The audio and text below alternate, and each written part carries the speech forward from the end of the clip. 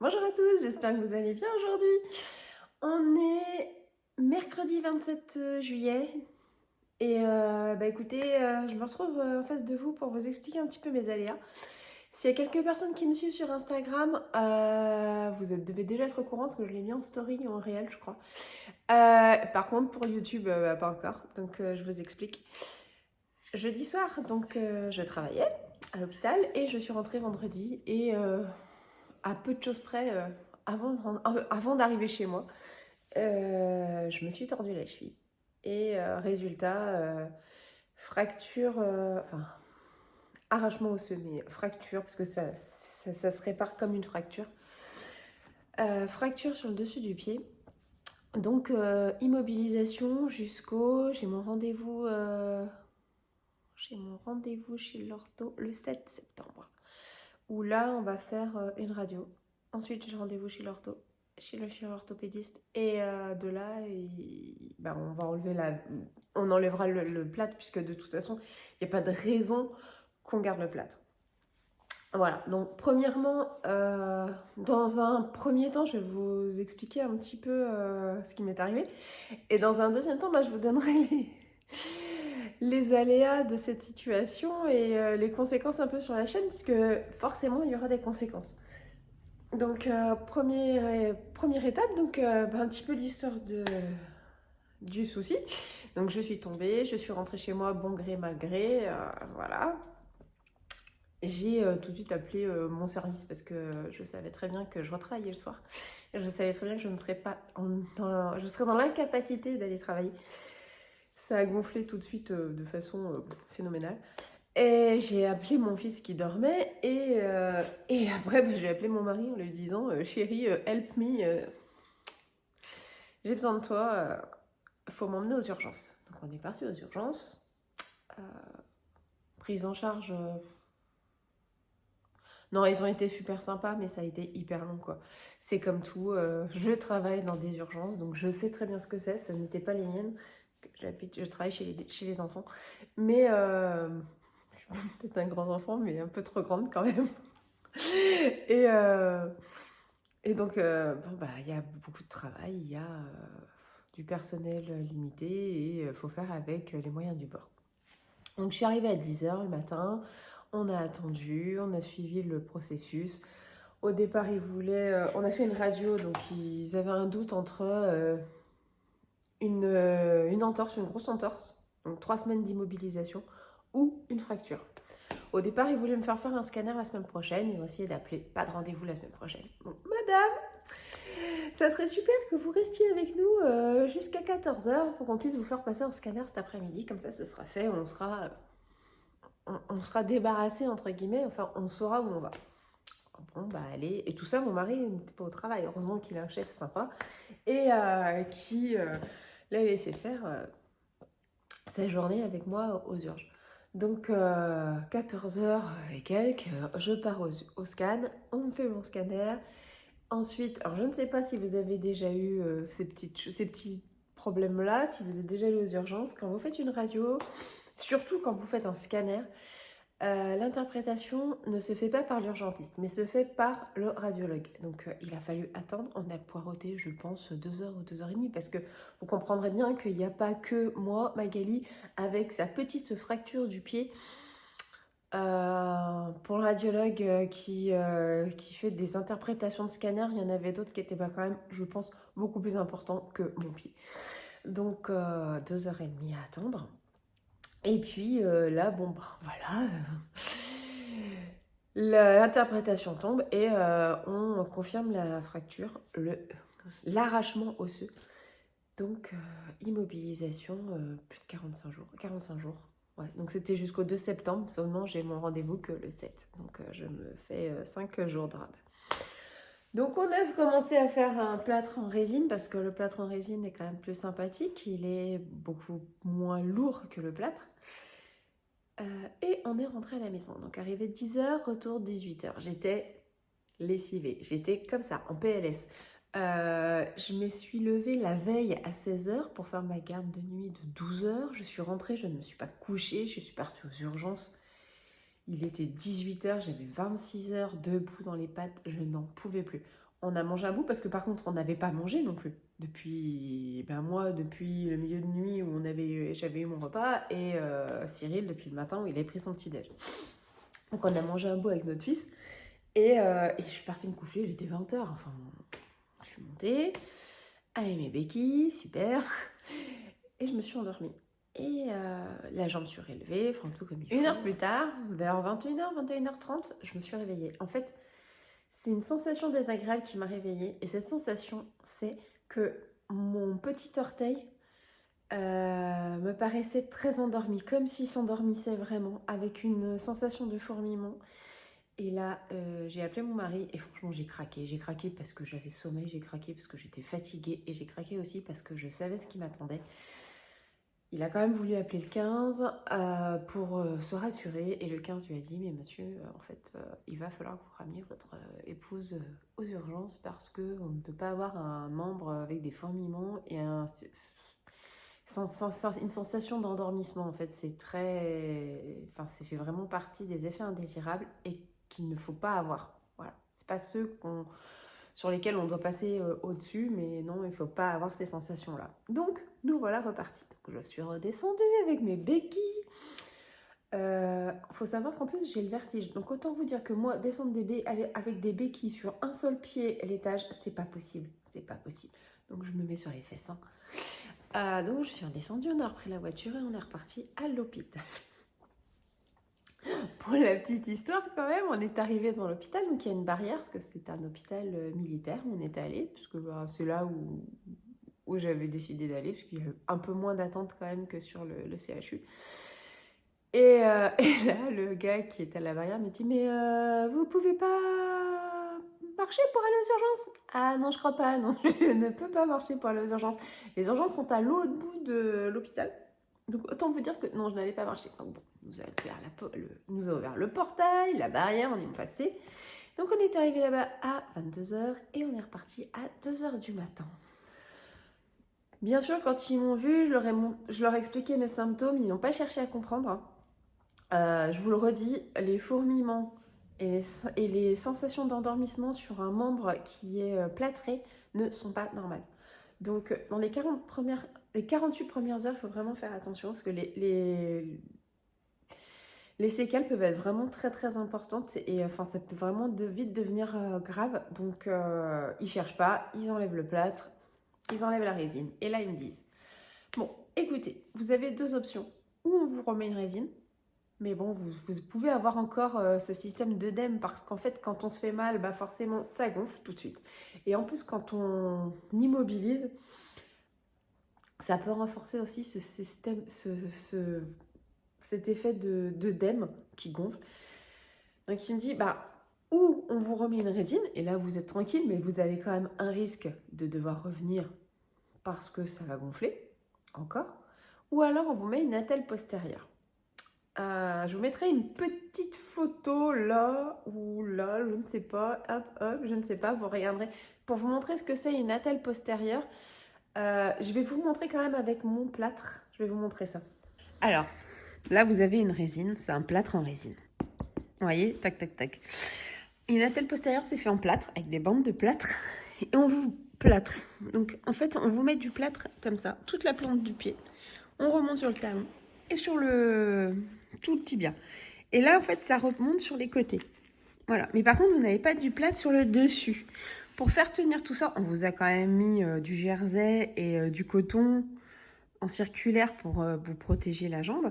Mais par contre, pour fermer tout ça et que ça tienne, on bande de façon un petit peu serrée et ça permet de tenir une immobilisation, un minimum d'immobilisation, mais sans avoir cet effet de fermeture circulaire, en fait, tout le tour.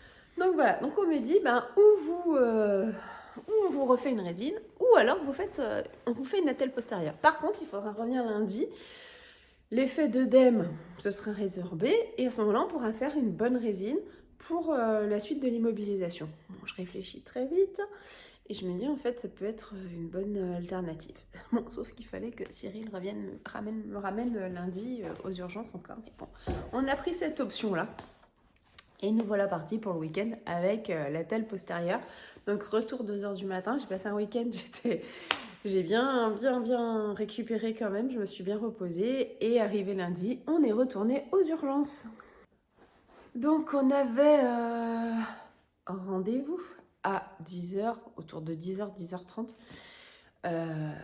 Voilà, c'est des semblants de rendez-vous. En fait, on peut reconvoquer certains patients pour faire un suivi plutôt que d'aller en consultation. En fait, c'est mission impossible. Donc voilà, donc on est retourné. Cyril est parti au travail tôt le matin. Il est revenu me chercher vers 9h30. Il m'a déposé à l'hôpital. Juste, il m'a emmené aux urgences. On a fait l'admission et après, je l'ai fait. Je lui ai dit de repartir travailler. De toute façon, son bureau est vraiment à 2 pas de l'hôpital. Donc, tant qu'à faire, autant qu'il profite, lui, plutôt que de rester assis dans un coin et de perdre encore au moins sa demi-journée. Donc, pas de radio, parce que de toute façon, c'est pas une fracture déplacée. Donc, il n'y avait pas de raison qu'on me refasse une radio. J'ai attendu un petit peu, et là, ils m'ont enlevé la tête postérieure et on a commencé à faire les résines. Donc, arrivé 10h, je suis repartie des urgences. Il était 13h30 ou 14h encore. Parce que on a fait pas une, pas deux, mais 3 résines. 3 résines. 3 résines parce que la première, le dessous de mon pied, donc l'interne me l'a faite. Très gentils, ils sont tous très très gentils et puis bah, il faut bien l'apprendre aussi. Donc voilà, c'est juste que ça prend du temps et que voilà, mais il faut bien que l'apprentissage se fasse et puis au final, j'ai une résine qui est plutôt pas mal. Mais première résine, quand elle a fini de la faire, elle a appelé son chef et le chef il lui a dit bah non en fait parce que le dessous du pied n'est pas assez couvert. J'avais trop de mobilité en fait sur mon pied. On coupe, donc c'est une scie, hein. C'est hyper impressionnant. Ça ne coupe pas la peau, ça chauffe. Ça ne coupe pas la peau. Par contre, c'est impressionnant au niveau du bruit. Voilà. Première fois. Deuxième fois, donc on l'a refait. Et il faut savoir, c'est que quand on vous plâtre le bas de la jambe, pour que ce soit beaucoup plus simple pour tout le monde, pour vous, mais aussi pour les soignants, on vous met sur le ventre et on vous fait plier la jambe. Quand on vous fait plier la jambe, votre mollet, avec la gravité, il remonte. Il remonte. C'est compliqué de vous expliquer en fait. Il remonte, oui. Et il remonte sur votre jambe. Et donc, on vous fait votre plâtre. Seulement, quand vous reprenez une position normale, que ce soit la jambe allongée ou la jambe pliée assise, votre mollet, il redescend. Et si vous n'avez pas laissé assez de place dans le plâtre, quand votre mollet, il redescend, au bout d'un moment, et ben, ça serre. Et ça fait encore une histoire de compression, de pincement. Et voilà, donc on s'en est aperçu assez rapidement. Comme il fallait que j'attende aussi un peu en salle d'attente parce qu'il devait passer un coup de téléphone, etc., pour me donner un renseignement supplémentaire, je me suis aperçue qu'effectivement, il faudrait que je revienne. Ce que m'avait dit le médecin senior, c'est qu'il fallait que je n'hésite pas à revenir si je sentais un problème à nouveau. Et en fait, je sentais que de toute façon, il fallait que j'allais revenir. Si je ne disais rien à ce moment-là, il faudrait revenir dans la journée encore pour refaire le plâtre parce que il y allait avoir un souci, ça me pinçait déjà le haut du mollet. Donc j'ai topé l'interne. Je crois qu'il y a encore un souci. Et donc, petit coup de scie, enfin petit coup, même grand coup de scie, et on a enlevé la résine et on en a fait une 3e. Donc voilà, donc la 3e est faite. Pour la petite anecdote, j'ai eu mon accident vendredi matin et mardi j'étais de repos et je me suis fait mes petits ongles de pied. Donc au moins j'ai les ongles faits. Mais je m'en serais bien passée quand même hein, de ce plâtre. Donc là je suis bloquée. Je suis bien embêtée, bien immobilisée et ce jusqu'au 7 septembre où j'ai mon rendez-vous avec l'orthopédiste. D'où on en vient au deuxième point. Donc le fait que je sois immobilisée quand je marche, j'ai pas d'appui normalement hein, sur mon pied. Donc quand je marche, j'ai mes 2 meilleures amies qui s'appellent des béquilles. Voilà. Donc quand j'ai mis des béquilles, j'ai les mains qui sont prises. Et c'est là que ça me pose un problème. Et c'est que je ne peux pas non plus rester très longtemps dans une position debout et statique sur une seule jambe, hein. Vous comprendrez que c'est pas évident. Enfin, c'est pas très agréable. Donc, j'avais des vidéos sympathiques en prévision. Et ça va pas être possible. Celles-là ne seront pas possibles. Parce que je ne suis dans l'incapacité d'aller faire les achats nécessaires et faire les petites boutiques pour trouver ce dont j'ai besoin. Et je ne veux pas demander à Cyril d'y aller à ma place. De toute façon, il ne prendrait pas ce que moi j'ai besoin, ce dont j'ai envie. Et d'autre part, parce que je ne peux pas rester debout très longtemps, je ne peux pas monter de meubles, je ne peux pas... Je vous avais fait un haul avec des produits pour refaire des meubles, justement de la rénovation, et je devais vous filmer ça. Bon, ça ne sera que partie remise, hein, parce que le produit, je les ai. Les peintures, les décapanges et tout, maintenant, il va falloir que je m'y mette, mais une fois que je serai rétablie. Donc, il y aura sûrement moins de vidéos que ce que j'avais prévu.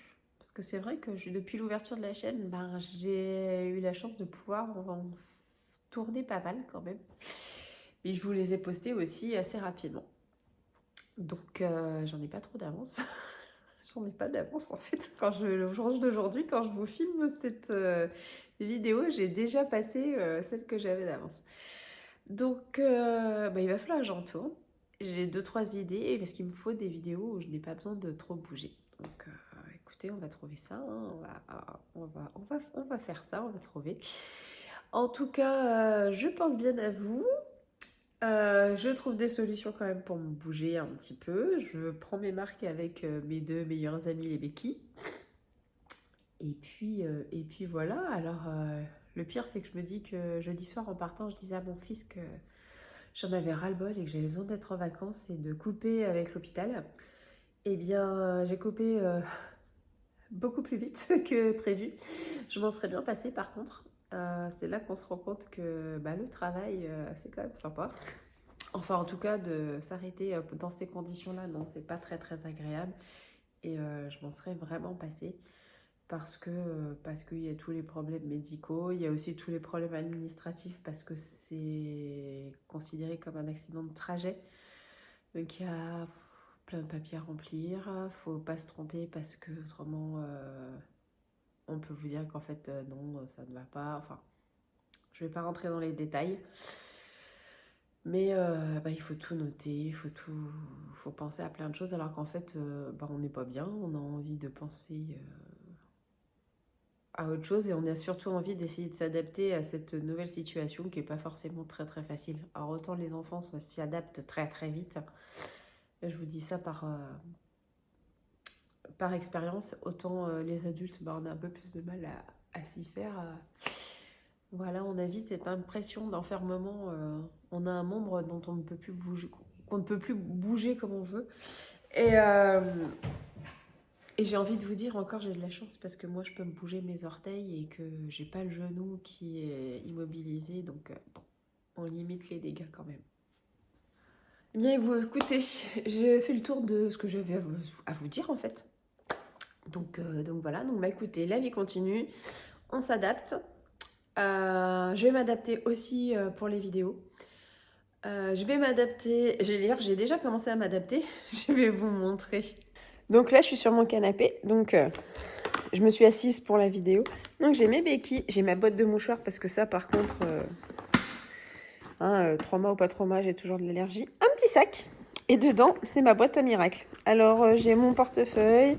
J'ai tous mes chargeurs. J'ai ma paire d'écouteurs. De soir, je mets ma liseuse, je mets ma bouteille d'eau aussi pour la tenir, que j'ai de l'eau fraîche. Je mets tout dedans et je monte avec ça sur l'épaule.